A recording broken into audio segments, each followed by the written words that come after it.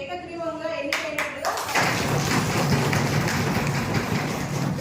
అందరు గౌరవ సభ్యులందరూ కూడా చాలా థ్యాంక్స్ సార్. కొద్దిగా సంతకాలు పెట్టేంత వరకు కూడా సమావేశంలో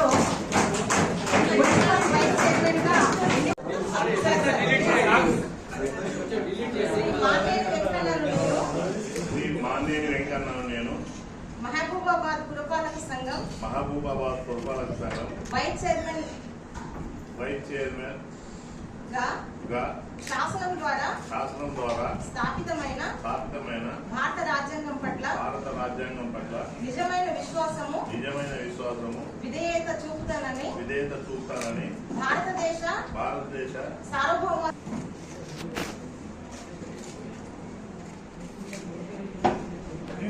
మేడం పక్కన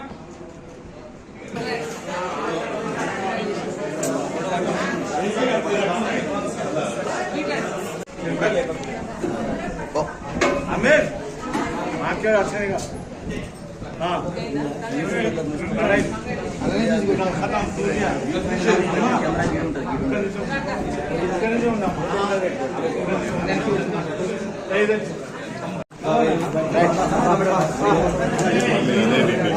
చెప్పనా ఈరోజు మహబూబాబాద్ మున్సిపల్ కౌన్సిలర్స్ అందరూ కూడా పార్టీలకు అతీతంగా మరి నన్ను యునానిమస్ గా 38 మంది సభ్యులకు 34 మంది యునానిమస్ గా నన్ను ఎన్నుకున్నందుకు ఫస్ట్ నా యొక్క కౌన్సిలర్లందరూ కూడా నేను చేయెత్తి నమస్కారం చేస్తున్నాను. అదేవిధంగా కులాలకు మతాలకు అతీతంగా అన్ని వర్గాల వాళ్ళు నన్ను చాలా ప్రేమతోటి అభిమానంతో మరి ఈరోజు నా ఎలక్షన్ కోసం నిరంతరం పరోక్షంగా కానీ ప్రత్యక్షంగా కానీ అదేవిధంగా ఇంటికాడ ఉన్నోళ్ళు కూడా సంతోషంగా ఉన్నారు. కాబట్టి వారందరికీ కూడా మరొకసారి ధన్యవాదాలు తెలియజేస్తున్నాను. ఈరోజు గౌరవ కలెక్టర్ గారి ఆదేశాల ప్రకారం మున్సిపల్ వైస్ చైర్మన్ ఎన్నికకు ప్రత్యేక సమావేశం గావించడానికి ప్రిసైడింగ్ ఆఫీసర్గా నన్ను నియమించడం జరిగింది. ఈ సమావేశం 11 గంటలకి ప్రారంభమైంది. మొత్తం సభ్యులు 34 మంది గౌరవ కౌన్సిలర్లు హాజరు కావడం జరిగింది. కోరం 1/2 అవసరం ఉన్నప్పటికీ కూడా 19 మంది అవసరం ఉన్నట్టు కూడా 34 మంది హాజరైనందున మనం ప్రత్యేక సమావేశాన్ని స్టార్ట్ చేయడం జరిగింది.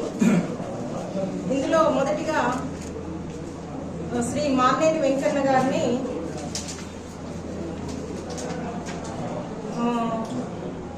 వన్నెం లక్ష్మారెడ్డి గారు ప్రతిపాదించడం జరిగింది. బలపరిచినటువంటి వ్యక్తి సూర్ణపు సోమయ్య గారు. వీరు ఒకరే పోటీలో ఉన్నందున ఇది ఏకగ్రీవంగా ఎలక్ట్ అయినట్టుగా ప్రకటించడం జరిగింది.